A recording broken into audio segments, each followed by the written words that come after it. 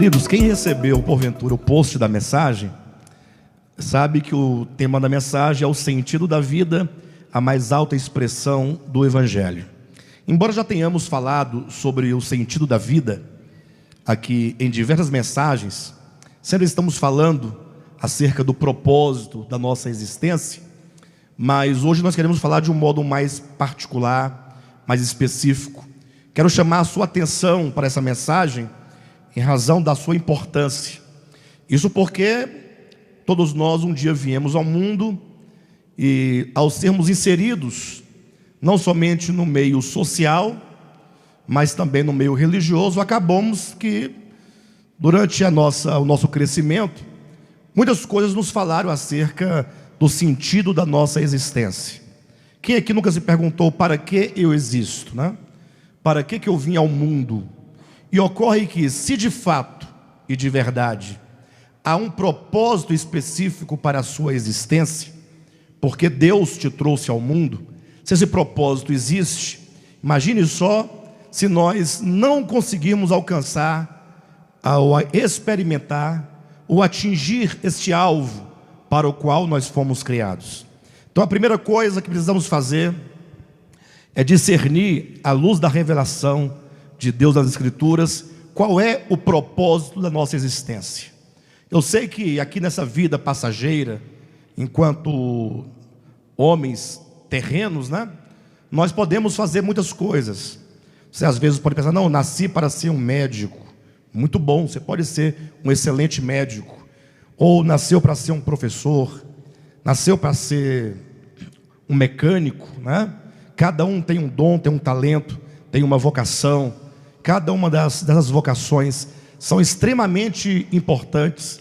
Mas eu quero dizer para os irmãos que todas essas vocações, quanto à profissão ou qualquer outra coisa semelhante, elas não poderão de fato alcançar a excelência se você não compreender primeiramente que existe, antes de tudo, uma razão para a sua existência sobre a terra, uma razão específica.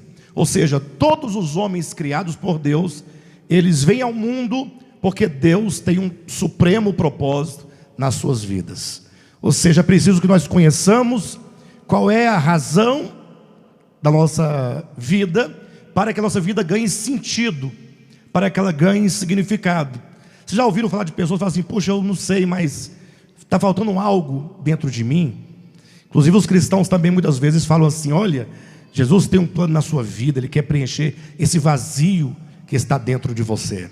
E às vezes a pessoa acaba tentando alcançar vários objetivos, e quanto mais ela alcança objetivos, mais vazia ela se torna. Não consegue encontrar uma plena satisfação. Às vezes a pessoa fica tentando entender, poxa, deve ser o caso que eu não tenho dinheiro, não tenho um bom dinheiro, um bom salário, aí sempre vai faltar algo, não é? Você gostaria de viajar, não pode viajar porque o dinheiro é pouco, mas de repente você encontra alguém que às vezes ganha bem menos que você e é uma pessoa plena, uma pessoa planificada, satisfeita. Mas ele pensa assim, talvez é porque eu não me casei ainda, eu quero me casar. Aí se casa, aí descobre que não era o casamento, Não, eu queria me aposentar, e eu aposentando, comprar um sítiozinho, comprar uma casinha, uma rocinha, um negócio, viajar. Aí você faz tudo isso e ainda assim não se sente uma pessoa planificada. Ora, por que será que o homem, o ser humano, busca tanto a felicidade e raras vezes consegue alcançar? Por que o homem busca tanto essa planificação e sempre parece que está faltando algo? Não seria o caso de nós não termos encontrado ainda o sentido da nossa existência? Compreender por que Deus me criou, sabendo que somente quando nós alcançarmos tal propósito é que nós seremos uma pessoa completamente plena, uma pessoa planificada em todos os setores do nosso ser. Para tanto, quero convidar os irmãos inicialmente a lerem comigo 3 textos. Vamos abrir a escritura em Efésios, capítulo 1, Isaías, capítulo 43 e João, capítulo 15. Isaías capítulo 43, Efésios capítulo 1, João capítulo 15.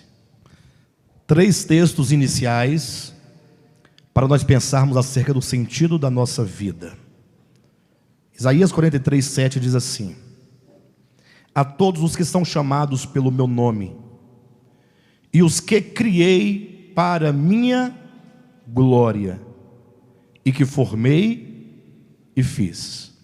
Veja que coisa maravilhosa. O Senhor diz que o Senhor nos criou para a sua glória.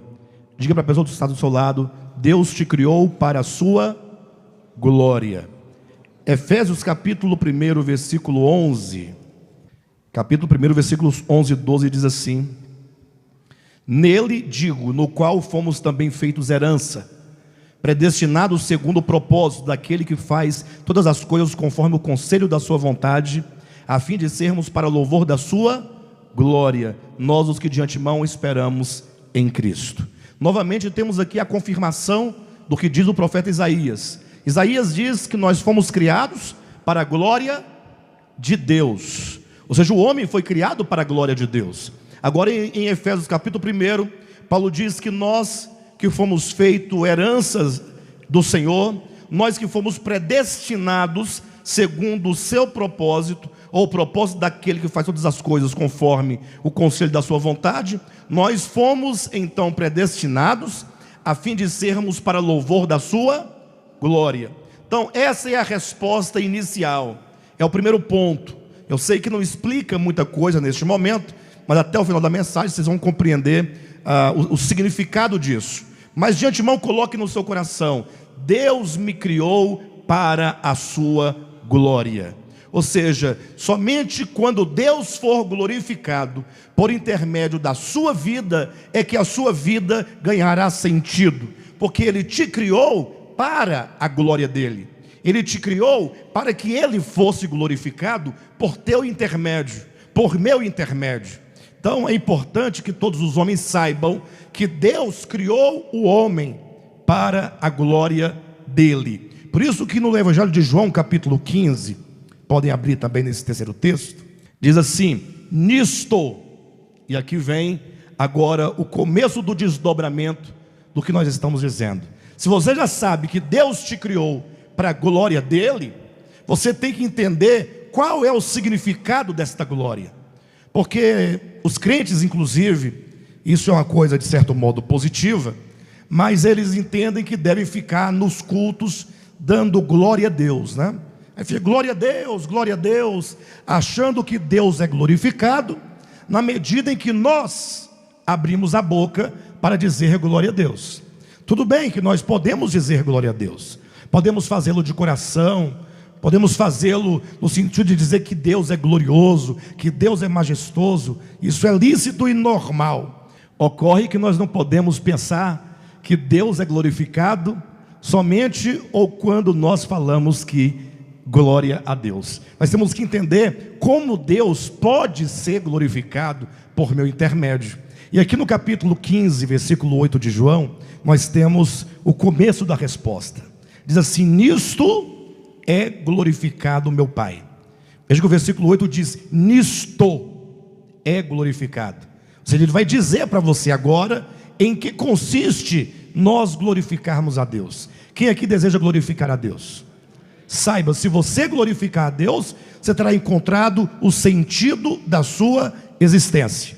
E se você encontrar o sentido da sua existência, você será uma pessoa plenamente realizada, porque Deus te criou com este propósito.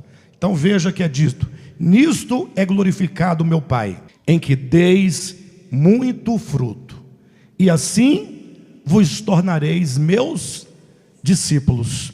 Nós temos aqui duas questões fundamentais. A primeira é a resposta à pergunta: ora, se nós fomos criados para a glória de Deus, como podemos nós glorificar a Deus? Vem a resposta: nisto é meu Pai glorificado, em que deis muito fruto. Somente então, quando eu der muito fruto, é que a minha vida, esses frutos que foram dados ou produzidos em mim e por mim, é que então o nome do Pai será glorificado. Segunda coisa, Jesus fala: e assim, somente quando isso acontece, sereis meus discípulos. Então temos em Cristo um modelo, ou seja, Cristo se encarna, se faz homem. Na pessoa de Jesus, todo o viver humano de Jesus foi de produzir fruto para o Pai. Então, Cristo veio, feito homem, para nos dar o exemplo, para nos dar o modelo. Ele vive para o Pai, ele ama o Pai, toda a sua vida é para glorificar o Pai, de modo que Jesus diz em João 17: Pai, eu glorifiquei o teu nome sobre a terra. Então Cristo mostrou como fazer, e todos aqueles, portanto, que seguem nas mesmas pegadas de Jesus, produzindo frutos como Jesus assim produziu, torna-se consequentemente o quê?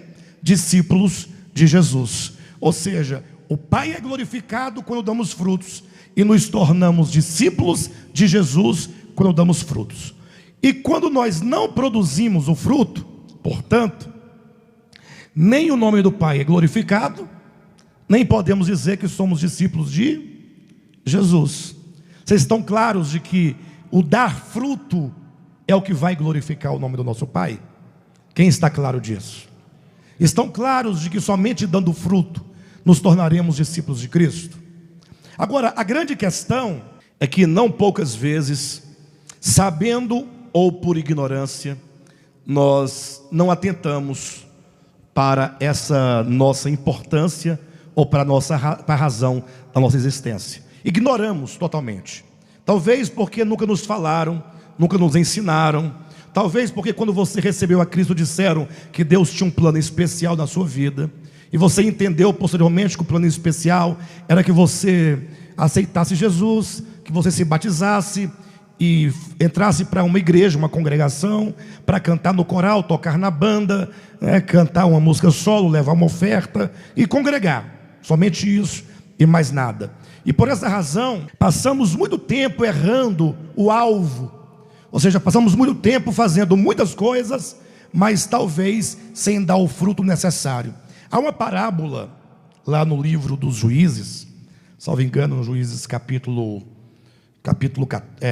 9, salvo engano, conta-nos a história de Gideão, quando Gideão era um juiz em Israel, né? Ele era um juiz, e quando ele morreu, ele deixou 70 filhos. Esse era o número de filhos que ele tinha. Um deles chamava-se Abimeleque.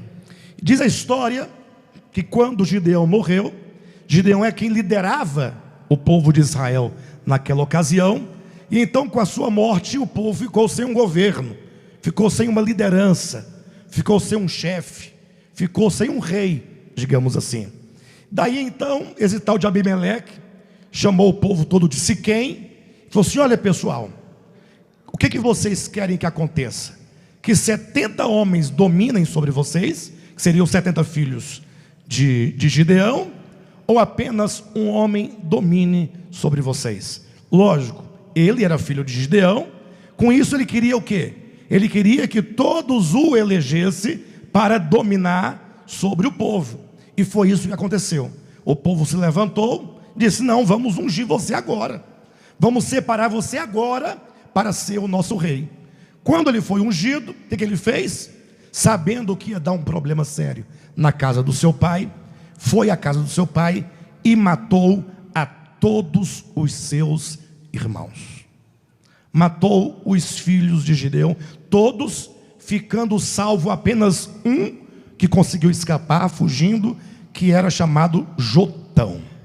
Quando Jotão então ficou sabendo de tudo o que aconteceu, ele então foi para a mesma praça, na mesma cidade, reuniu o povo, e aí falou o que nós conhecemos por a parábola de Jotão, né? E ele diz assim: pessoal, prestem bem atenção. Um dia as árvores foram escolher um rei para dominar sobre elas, e reunindo as árvores, chegaram até a oliveira. Falou: oliveira, reine sobre nós. E a oliveira falou assim: deixaria eu o meu precioso óleo, que é bom para Deus e para os homens, para reinar sobre vós? Olha a pergunta. E com isso ela não aceitou. Ela falou assim: eu sou oliveira, e como tal eu existo para produzir azeite, para produzir óleo. Eu não posso realizar outra tarefa que não seja aquela para a qual eu fui criada. As árvores então procuraram a figueira, e quando falaram para a figueira: vem figueira e domine sobre nós, a figueira respondeu: deixaria eu o meu doce fruto, que é apreciável e apreciado por Deus e pelos homens, para reinar sobre vós? Jamais. Mais uma vez, nós temos aqui no caso a figueira, que entende que ela existe para produzir o fruto, um fruto doce. Ela entendia que somente quando ela desse esses frutos, e os homens comessem, e saboreassem, e desfrutassem, é que ela estaria alcançando a plenitude e a razão da sua existência. As árvores insistiram e foram até a videira. Falaram: videira, reine sobre nós. E mais uma vez veio a resposta: deixaria eu o meu precioso vinho, que é bom para os homens e para Deus, para reinar sobre vocês? E a videira então, ela entende que enquanto videira, ela tem uma razão de ser. Ele então rejeita esse papel de dominar sobre as demais árvores. Por fim, chegaram até o espinheiro e falaram para o espinheiro: espinheiro, reine sobre nós. Aí o espinheiro abriu os espinhos assim, falou assim: já que vocês querem que eu reino, reinarei. Venham todos e se acolham debaixo da minha sombra. E se vocês não ficarem debaixo da minha sombra, sairá fogo do espinheiro e vai consumir todos os cedros do bosque. Ou seja, vai queimar todos vocês. O espinheiro, ele aceitou reinar sobre as árvores. Isso porque já tinha dentro dele tal desejo de dominar sobre os demais homens. Essa parábola, ela fala de um espírito de rebelião. Quando alguém, no caso o filho Abimeleque, que era o filho de Gideão, ele entendia que ele tinha que usurpar o poder, usurpar o trono, usurpar a autoridade, não porque ele tivesse um amor e um cuidado pelo povo, mas porque ele tinha o desejo pelo poder. Quando isso acontece, ele estaria ali agora usurpando aquilo que não lhe pertence. Trazendo para o nosso texto, ou para a nossa mensagem: se Deus nos criou para darmos frutos, nós precisamos de dar frutos. Precisamos de entender: eu não tenho outra razão para existir senão produzir o doce fruto para Deus e para os homens. Você pode ser e fazer o que você quiser na sua vida. Você pode ser um médico, você pode ser um professor, mas tem que ser um professor que na sua atividade ou fora dela, você é aquele que dá fruto. Antes de tudo, você veio para produzir fruto. E quando então o homem ignora o fato de que Deus o criou para dar fruto, e ele então resiste essa razão e começa a buscar uma outra coisa, ele então usurpa de Deus o direito que ele tem sobre cada um de nós. E nisto consiste o problema do pecado. Ou seja, pecado, no grego hamartia, significa errar o alvo. Então você foi criado há um propósito, para dar frutos. Se você não entende, ou você resiste, ou você se desvia desse alvo, você erra o alvo, comete pecado, comete hamartia. Nesse sentido, tudo que nós falamos, tudo que nós fazemos, tudo que nós realizamos, até mesmo nossos planos, projetos, trabalho, tudo que acontece em nossas vidas, que parte de uma decisão nossa, se não promover esse fruto, certamente será pecado. Então pecado se resume muito facilmente nesse sentido: pastor, isso é pecado? A pergunta é: isso está indo em direção ao fruto? Pastor, e qual é o fruto? Calma, a questão é se aquilo que você está realizando vai promover o fruto. Se for promover o fruto, não é pecado. ainda que a igreja A, a denominação B, C ou D diga que é pecado, não será, porque pecado para Deus é uma coisa muito simples e uma coisa muito séria ao mesmo tempo, e é uma coisa só para todo mundo. Pecado é o mesmo ontem, o pecado de ontem continua sendo hoje, e o pecado de hoje amanhã também será, não importando nem o lugar e nem o tempo em que ele aconteça, seja o que for, até mesmo alguma coisa que aparentemente possa ser positiva, possa parecer positiva. Assim, puxa, dar esmola é uma coisa positiva. Vocês acham ou não? Muito positiva. Você vê alguém dando uma esmola e fala assim, puxa, como aquela pessoa é uma pessoa caridosa. Aí Jesus fala assim, olha, quando vocês derem uma esmola, não façais como fazem os publicanos, ou melhor, os fariseus e escribas, porque eles, quando fazem, eles fazem para serem vistos dos homens. Ou seja, o que está ali, o que está impulsionando, o motivo por que elas dão aquela esmola, não é o pobre, não é o amor, mas é o seu próprio ego. Eles querem ser vistos e aplaudidos pelos homens, e mesmo portanto, a ação exterior sendo uma ação louvável, isso é um pecado por causa do coração. Não a esmola é o pecado, mas é a disposição do coração que está errada. Então é preciso que nós entendamos claramente. Veja o caso de Raabe, é um exemplo típico lá do livro de Josué capítulo 2, uma prostituta que escondeu os 2 espias, né, lá do povo de Israel. O livro de Tiago no Novo Testamento vai dizer que Raabe foi justificada por Deus por aquela ação. E qual de nós haveria de justificar Raabe, sendo ela uma prostituta? E sendo prostituta, mentindo para esconder os espias. Daí se percebe que Deus, quando Ele olha o coração.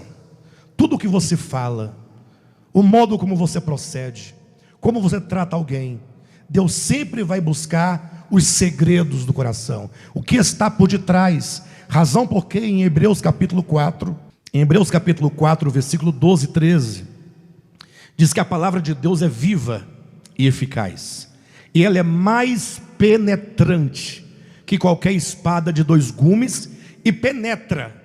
Então veja que a palavra de Deus penetra o nosso ser. Ela não fica na superfície do nosso ser, mas penetra até o ponto, ela vai dividindo alma e espírito, juntas e medulas, até alcançar o mais íntimo do ser do homem, e é apta para discernir os pensamentos e os propósitos do coração. Então é preciso que nós pensemos nisso. Eu existo para uma causa, para um propósito. Quando eu erro este propósito, eu cometo pecado. Abra sua Bíblia rapidamente em Lucas capítulo 3. Lucas capítulo 3, versículo 3. Diz assim: João Batista percorreu toda a circunvizinhança do Jordão, pregando o batismo de arrependimento para a remissão de pecados, conforme está escrito no livro das palavras do profeta Isaías: voz do que clama no deserto, preparai o caminho do Senhor, endireitai as veredas. João Batista veio para anunciar a chegada do Messias. A sua obra, o seu ministério, o ministério de João Batista, conforme o profeta Isaías profetizou, como diz o versículo 3, ou melhor, versículo 4, era uma voz que foi enviada para preparar o caminho do Senhor. Tem até aqui uma expressão, uma voz profética, preparando o caminho para a segunda vinda de Cristo. Aí as pessoas pensam assim: puxa, nós temos que pregar o Evangelho, porque pregando o Evangelho, Jesus vem. Então quanto mais rápido a gente pregar, mais rápido ele virá. Veja que a profecia diz que para o Messias vir, e essa profecia da vinda do Messias acontece em 2 momentos, é a primeira vinda e a segunda vinda. É preciso endireitar os caminhos. Ora, mas que caminhos são esses? Para o Cristo de Deus se manifestar, está aqui no versículo 4, olha: voz do que clama no deserto, preparai o caminho do Senhor.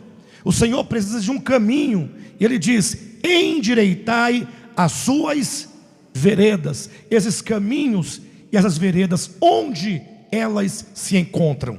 Versículo 5: todo vale será aterrado, e nivelados todos os montes e outeiros.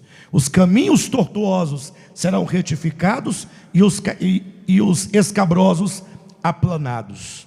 Então veja que aqui fala de um relevo muito irregular. Ou tem um desnível, ou tem uma montanha, e a Bíblia diz que esses caminhos têm que ficar planos. Se tem um vale, tem que ser aterrado. Se tiver uma montanha, tem que ser aplanado. Ou seja, aqui fala do coração do homem. Como está o nosso coração?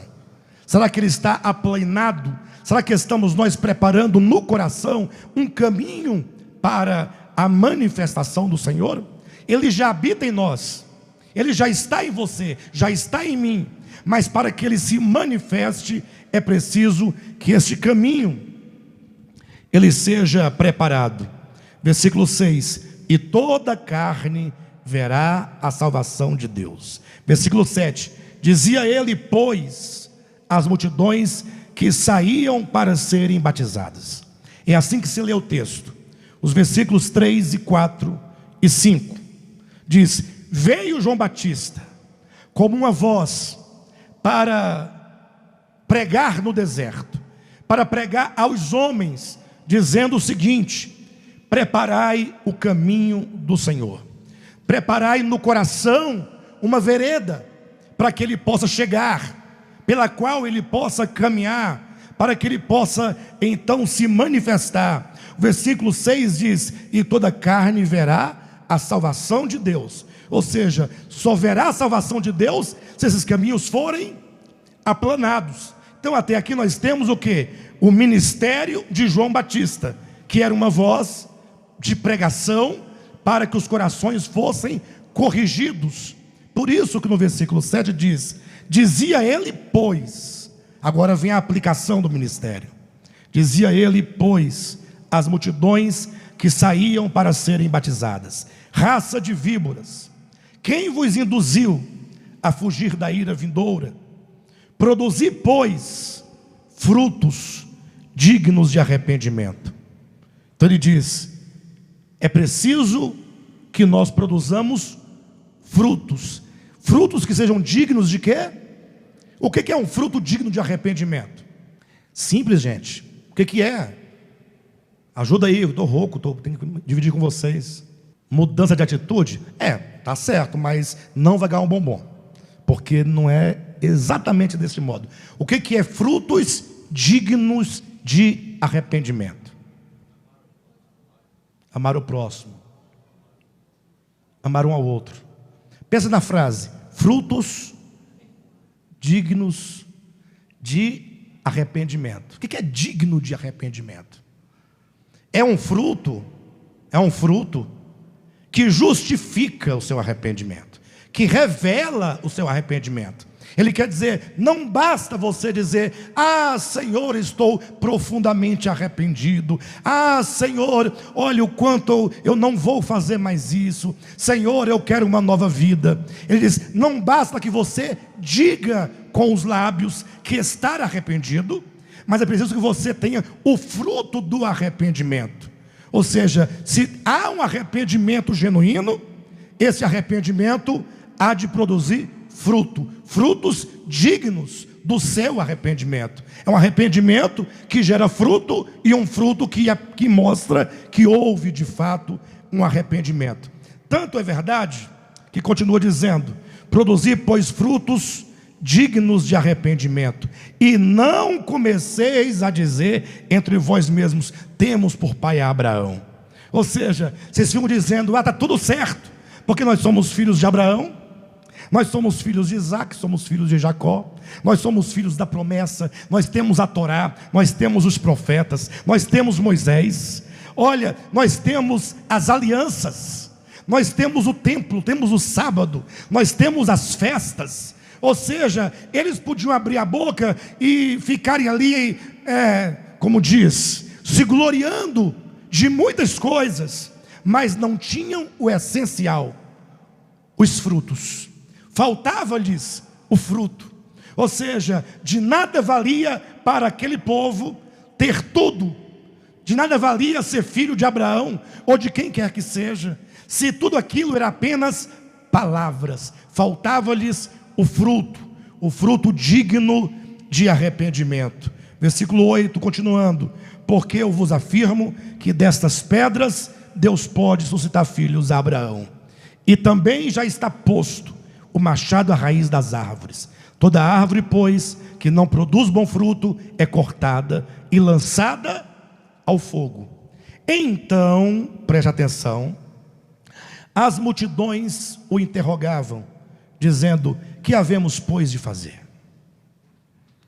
Eles entenderam que era urgente a necessidade. Temos aqui alguns pontos. Primeiro ponto: é necessário que haja arrependimento. O ministério de João Batista era corrigir o coração. Esse coração é corrigido quando há o verdadeiro arrependimento. Então era preciso se arrepender.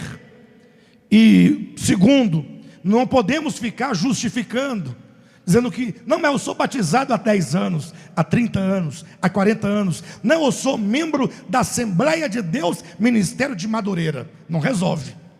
Ah, não, eu sou da Deus é Amor, aquela mais rigorosa, né?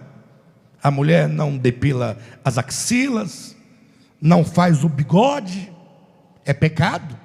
Até cortar o cabelo do nariz é pecado. Aquelas rouponas compridas não serve. Tem que produzir o fruto, ou os frutos dignos de arrependimento. É preciso que haja de fato uma mudança. Aí as multidões perguntam: então seja mais claro, o que nós devemos fazer? E aí ele traz umas palavras duras, porque eu nem quero colocar essas palavras como sendo o que fazer, mas só em nós ouvirmos, isso mostra o que nós não costumamos fazer. Veja o versículo 10. Então as multidões o interrogavam, dizendo: que havemos, pois, de fazer? Respondeu-lhes: quem tiver 2 túnicas, reparta com quem não tem. Diga: eu preciso de arrependimento. E os demais não precisam? Não adianta dizer que é da Assembleia de Deus, que é da IURD, que é do DEVAP. Não adianta. Olha aqui, ó. Quem tiver 2 túnicas, reparta com quem não tem. Diga: eu preciso de arrependimento. E quem tiver comida, faça o mesmo. Eu preciso de arrependimento. Foram também publicanos para serem batizados e perguntaram-lhe: mestre, que havemos de fazer? Respondeu-lhes: não cobreis mais do que o estipulado. Diga: eu preciso de arrependimento. Diga: não cobreis mais do que o estipulado. Também soldados lhe perguntaram: e nós que faremos? E ele lhes disse: a ninguém maltrateis. Diga: eu preciso de arrependimento. Os militares aí, diga: eu preciso de arrependimento. Os soldados aí: eu preciso de arrependimento. A ninguém maltrateis, não deis denúncia falsa. Diga: eu preciso de arrependimento. Diga para o seu irmão: não dê notícia falsa. Não propague fake news. Não divulgue. Nós temos um problema. Todo dia chega um tanto de notícia falsa no nosso WhatsApp, e você sai distribuindo, sem o critério de saber: isso é verdade? Vocês sabiam que teve uma pessoa que foi linchada e chegou à morte por causa de um boato desse? Vocês sabem disso? Olha a gravidade. A pessoa que começou, que foi o ponto de partida, como é que ela pode depois ter se sentido? Misericórdia. Está aqui, olha: não divulgueis, não deis denúncia falsa, e contentai-vos com o vosso soldo, com o vosso salário. Então veja que João Batista é claro, dizendo que nós precisamos de nos orientar com respeito à razão da nossa existência. Fomos criados para dar frutos. Esses frutos, eles são frutos divinos. Mas como nós não os temos, porque temos muitas outras coisas, fazemos tantas coisas, menos o fruto, então é preciso que esses frutos sejam para nós frutos de arrependimento, mudança no coração, para que possamos então acertar o alvo. Razão porque Paulo orava a Deus para que isso acontecesse com a igreja. Abra sua Bíblia em Filipenses capítulo 1, a partir do versículo 9. Filipenses 1:9, que diz: e também faço esta oração, que o vosso amor aumente mais e mais, em pleno conhecimento e toda percepção, para provardes as coisas excelentes e serdes sinceros e inculpáveis para o dia de Cristo, cheios do fruto de justiça, o qual é mediante Jesus Cristo, para a glória e louvor de Deus. Então Paulo, ele orava a favor da igreja. Interessante que hoje em dia se fala muito de oração, e eu sei que oração é uma coisa muito boa. Ocorre que não raras vezes as pessoas oram por qualquer coisa, menos por aquilo que se deve orar. Alguém já orou aqui dizendo: Senhor, eu preciso produzir o fruto. Senhor, não é uma questão de eu querer produzir, é que eu preciso de produzir o fruto, porque para isso eu fui criado. Peça ao Senhor para que Ele coloque no seu coração esse entendimento. Peça a Deus para que essa verdade te ganhe completamente. Ou seja, hoje nós estamos ouvindo, mas é possível que nós saiamos daqui e essa mensagem fica somente mais uma mensagem. Talvez uma mensagem das não tão boas assim, podemos classificá-la. A voz estava muito ruim do pastor, o raciocínio fica travado e não sei o quê, e se perca a essência do que estamos dizendo.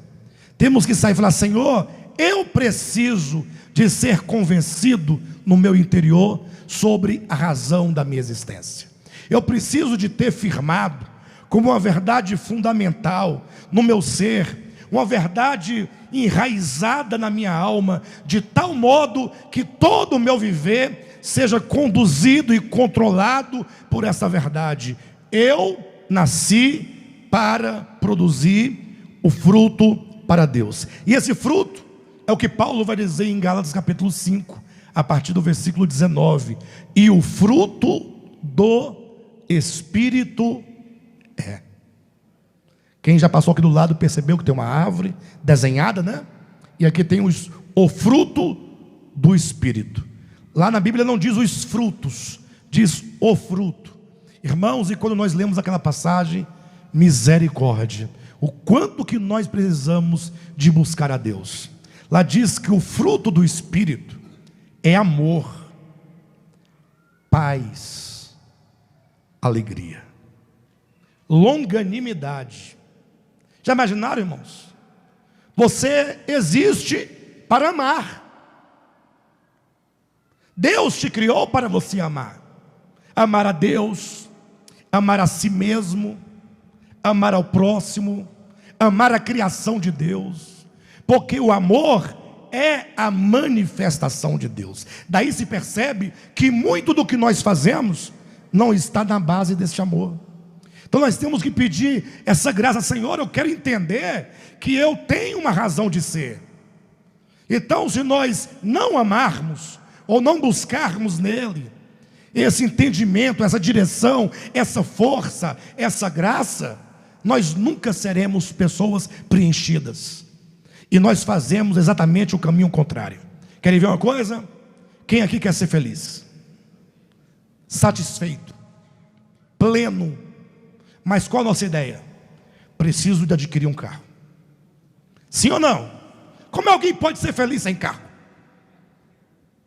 Pastor Josué, é possível ser plena? Uma pessoa plena e não tem carro? Vai para o shopping, tem que pegar um ônibus e é plena no ônibus. Tem como a pessoa ser plena sem se casar? Não casou? Tem como ser pleno sem aquele emprego dos sonhos? Aquela conta bancária dos sonhos? Sem a aposentadoria dos sonhos? Sem as viagens dos sonhos? Aí nós estamos sempre querendo nos preencher, encontrar a felicidade no caminho inverso. Enquanto o amor busca o interesse do outro, para sermos felizes, nós estamos dizendo: não, eu vou comprar a minha casa, o meu carro, eu vou me formar, eu vou me casar, terei filhos. Um dia desse eu até perguntava para um irmão, falando sobre a questão do amor, do egoísmo. Aí entrou a questão de filhos no meio. Eu disse: para que você quer ter filhos? Então você falou assim: eu quero ter filho porque eu quero aprender a amar. Alguém já, ao fazer filho, pensou nisso aqui? Para que se quer filho? Tem dois problemas. Um que diz: eu quero ter filho. Ele quer um filho para ele, que ele quer ter filho. É o sonho dele. É um desejo dele. E ele pouco se preocupa depois o que vai acontecer com esse filho no mundo. Lógico que o pai ama e vai proteger de todos os modos. Mas ele quis o filho por causa dele.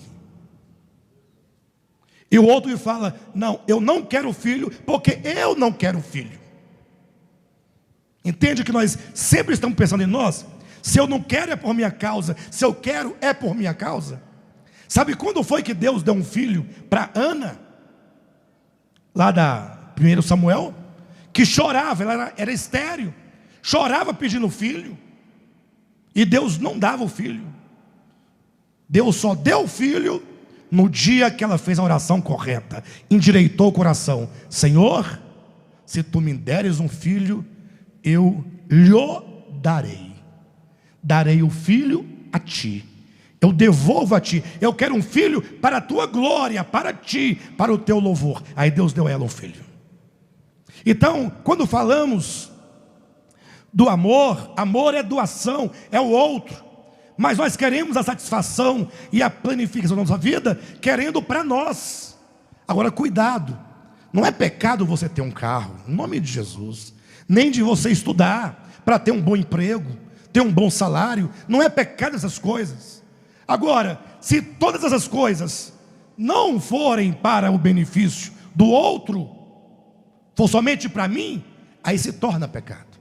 Ou seja, tudo que somos, tudo que temos, se você tiver um entendimento que outros podem compartilhar do que Deus te deu, então você está na base correta. O fruto do Espírito é amor. Irmãos, imagine o dia quando os homens todos se amarem. Vai resolver os problemas todos? Todos os problemas serão resolvidos. Não vai ter mais nem PSDBista e nem petista. Não vai ter. Não tem conflito mais. Os partidos acabam. Partido é partido, é seita, é pedaço. Já está dizendo o nome. Aí os irmãos não vão mais se agredir, não falarão mais mal um do outro, não haverá mais necessitados no nosso meio, na humanidade. Já imaginaram? Que maravilha. As nações. Aí vem o ateu e diz assim: se Deus existisse, olha a ideia do ateu, a loucura do ateu, a tontura do ateu, não haveria tantas crianças na África morrendo de fome. Aí ele duvida de Deus por causa das crianças. Então ele não sabe para que ele serve, ele existe. As crianças estão morrendo porque nós, humanidade, é que estamos tirando da boca dela o alimento. Somos nós os homens. Lógico, nós numa escala bem menor, quando nós deixamos de compartilhar com quem está ao nosso lado. Mas são os homens poderosos da terra que não repartem o alimento com a humanidade. O que Deus dá à humanidade de alimento, alimenta os 8 bilhões de habitantes da terra. Ainda sobra muito. Deus é abundante. mas os homens não dão. O problema do dinheiro, do amor ao dinheiro. Então nós temos que entender que o fruto do Espírito é amor, paz. Já imaginaram? Paz. Quem aqui tem paz? Paz é uma coisa, mas não é a paz que o mundo dá. Você está com um dinheirão no bolso, está com paz tranquilo e calma. Oxe, dinheiro? Não está doendo nada em mim? Estou com 1.000 no bolso aqui para nada? 1.000 à toa. Quem fica com R$1.000 no bolso à toa? Não é para pagar uma conta, só o Jailson mesmo, que está rindo. 1.000, Cadmo, para quê? Não, está aqui. Para pagar uma conta? Não, está tudo pago. Mas então tem que depositar, guardar. Não, já guardei. Você quer para poder ficar aqui? Qualquer coisa, sei lá, está aqui. Precisou, gasta. Aí diz que tem paz. Agora, quando acaba o dinheiro, pensa numa perturbação, misericórdia. Jesus dos crentes, meu Deus do céu. Casais se separam por causa de crise financeira. A briga em casa aumenta por causa de crise financeira. Lógico que às vezes tem um motivo por detrás disso, né? Acontece às vezes, não justifica. Mas a paz de que diz que é fruto do Espírito é a paz que excede todo entendimento. Ou seja, não existe nenhuma circunstância na terra para alterar ou roubar a paz que é fruto do Espírito. Deus nos chamou para produzir paz. Porque se você tem paz, você está totalmente reconciliado com Deus, reconciliado consigo mesmo. Você vai poder estar reconciliado com os homens. Você vai poder ser um foco de reconciliação entre os homens. Alegria. Alegria, Vera? Alegria. Mas não é alegria porque foi ao circo ver um palhaço. Não é alegria porque ouvi um humorista contar uma piada engraçada. Eu falo a alegria enquanto satisfação. É um coração satisfeito, sempre, independentemente das circunstâncias. E se continuar, são todas nuances do mesmo fruto. O fruto é amor, paz, alegria, longanimidade. Ser longânimo.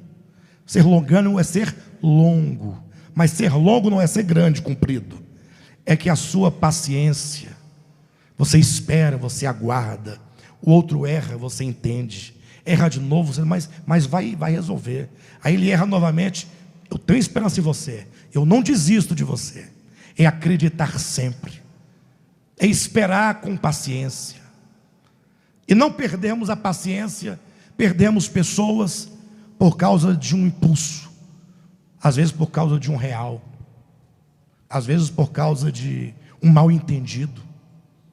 Longanimidade, benignidade, ser bem, ter o bem no coração, fazer o bem, bondade, fidelidade, mansidão, enfim.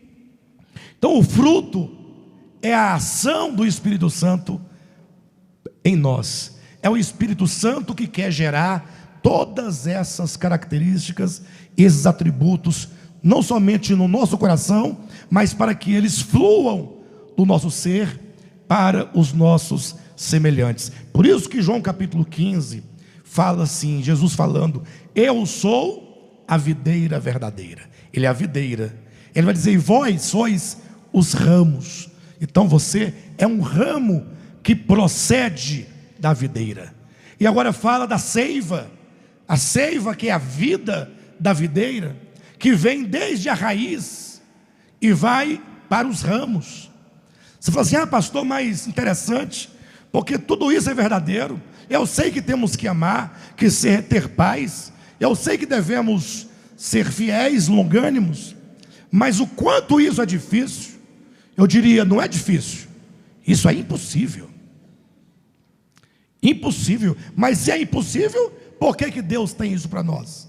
Ele diz: sem mim nada podeis fazer.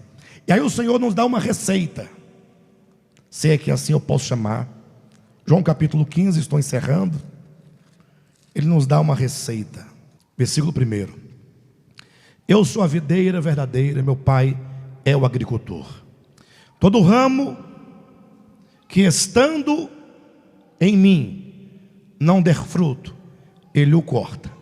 Versículo 5: eu sou a videira, vós os ramos. Versículo 2: todo ramo que estando em mim não der fruto, ele o corta. Versículo 5: eu sou a videira, vós sois os. Você é um ramo? Você é um ramo? Se você é um ramo, você está onde? Está nele, na videira. Diga: eu estou na videira. Mas é possível que um ramo que esteja na videira, mesmo estando, não dá fruto? Versículo 2: todo ramo que estando em mim. Irmãos, preste atenção, porque isso é fundamental. Isso é fundamental. Todo ramo que estando em mim não der fruto, ele o corta. Mas por que Deus cortaria um ramo da videira? Simples, porque o ramo existe para dar fruto. O agricultor está ali com a videira e os ramos. Tem Cristo, que é o Logos, de quem todos nós procedemos. E agora está aqui o Pai, com essa criação, tendo o Logos como a videira, de onde nós procedemos. E o Pai diz: esta humanidade tem que produzir frutos. Os ramos, os homens, têm que produzir o fruto. Eles foram criados para produzir o fruto. Mas aí o ramo está lá, na videira, mas estando, não produz. O que é que o agricultor faz? Esse ramo não serve. Esse ramo tem que ser o quê? Cortado. Um homem no mundo que não dá o fruto é um ramo inútil. Você pode ter sucesso em tudo que você faz na vida humana. Você pode ser o melhor cantor, você pode ser o melhor advogado, você pode ser o melhor o quê? O melhor qualquer coisa, mas se não der fruto, no plano divino, é um ramo inútil, ele cortará. Ah, pastor, mais uma vez, salvo para sempre salvo. Cuidado, isso é apenas um jogo de palavras. Isso é apenas um jogo de palavras. A verdade é que, de fato, o Senhor nos salvou pelo seu sangue. Não tenho nenhuma dúvida da obra de Cristo. A minha dúvida é o quanto dessa obra tem acesso na minha vida. Aí vem a dúvida. Ou seja, que Cristo morreu e a sua morte é eficaz, quem duvida? A pergunta é: quanto dessa obra tem eficácia na minha vida? Não é o caso de você falar como lá o texto de João Batista: não comeceis de novo a dizer, eu sou filho de Abraão. Não adianta falar. Não adianta ter uma boa doutrina, uma doutrina ortodoxa. Não adianta você fazer curso de teologia, ser um pregador, ser um pastor. Nada disso vale. O que vale é o agricultor. Vera, olha para mim, levanta aqui um pouquinho. Me ajuda aqui. Todo mundo conhece a Vera? Deixa o pessoal de casa te ver, para conhecer você. Vera é essa senhora aqui, ó. Vera, você se converteu quando? 1900. E alguma coisa. Isso. Aí você fez um bocado de coisa na igreja, não fez? E operante, tudo e tal. Deixou de dançar, deixou de ver um bocado. Depois voltou de novo. Tudo bem, mas independentemente disso, o fato é que o agricultor olha para você e te vê como um ramo. Se esse ramo aqui não der fruto. Ah, mas você estudou, você congrega no DEVAP? Sim. Você estudou as doutrinas do DEVAP? Sim. Doutrinas boas ou ruim? Boa. Boa. Corretinha as doutrinas? Corretinho. Então tá bom. Sabe tudo, Quase. mas sabe muito. Sei. Mas não responda. Aí vem o agricultor, mas não tem fruto. E agora? Aí o agricultor fala assim: eu vou cortar. Lucas capítulo 13. Aí Jesus fala assim: não, pai, calma. Dê para ela mais um tempo, mais um ano. Se porventura não produzir, aí depois corta. Mas dê a oportunidade. Aí o agricultor deu a oportunidade lá em Lucas 13 de mais um ano. Deus nos dá oportunidade. Pode sentar, Vera. O agricultor está olhando para os ramos. Você é um ramo. Eu, Jailson, você é um ramo branco. Jailson é um ramo. Ah, mas esse ramo mora na asa norte. Tem fruto? Aí, se não tiver, vai cortar. Pastor, o que é cortar? Está aqui, ó, olha na sua Bíblia. João capítulo 15, versículo 6. Se alguém não permanecer em mim, será lançado onde? Fora de onde? Da videira. E você acha que você, ramo, vai viver ou existir fora da videira? Faz o seguinte, chega em casa, corta um galinho de uma árvore e joga do lado dela. O que vai acontecer com aquele galinho? Versículo 6. Se alguém não permanecer em mim, será lançado fora, à semelhança do ramo, e secará. E o apanham, lançam onde? E o lançam no fogo e queima. Ou seja, esse ramo acabou. Não tem função. A única função é dar frutos. Por isso então que é dito: todo ramo que estando em mim não der fruto, ele o corta. E todo ramo que dá fruto. Quem aqui dá fruto? Oxi, diga amém. Não é aquele frutão, não, mas é um frutinho, uma frutinha, né? Mas calma, pessoal, olhem para mim. Nós vamos produzir muito fruto, e o nosso fruto vai permanecer. Não vai só ser por uma semana, não. Vai ser sempre. Agora, para que nós possamos dar fruto, é preciso não somente estar nele, porque é dito que o ramo estando em mim não der fruto, então não é suficiente estar. Estar, todos nós estamos. É preciso permanecer em mim. Quem quer permanecer nele? Se você quiser permanecer, está aqui o segredo. 15, versículo 4. Permanecei em mim, e eu permanecerei em vós. Como não pode o ramo produzir fruto de si mesmo, se não permanecer na videira, assim nem vós o podeis dar, se não permanecerdes em mim. Versículo 6. Se alguém não permanecer em mim, ou melhor, versículo 7. Se permanecerdes em mim, e as minhas palavras permanecerem em vós, pedireis o que quiserdes e vos será. Ou seja, o que significa permanecer nele? As minhas palavras permanecerem em vós. Ouça o Evangelho, ouça as palavras de Cristo.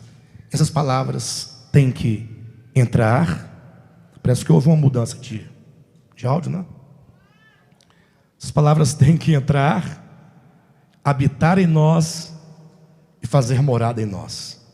E agora, nós sabendo que nós produzimos, ainda que seja uma frutinha, que é o amor que ainda está sendo gerado em nós, Jesus vem e limpa esse ramo. Eu não quero ser um ramo cortado. Eu quero ser um ramo que o Senhor limpa, poda as disciplinas da vida, os sofrimentos, tudo nos ajuda para produzirmos mais fruto ainda. Tá bom, queridos? Amados, me perdoem. Eu fui até aqui porque eu precisava ir. E também vim pela minha responsabilidade, pelo meu cuidado e amor pelos irmãos,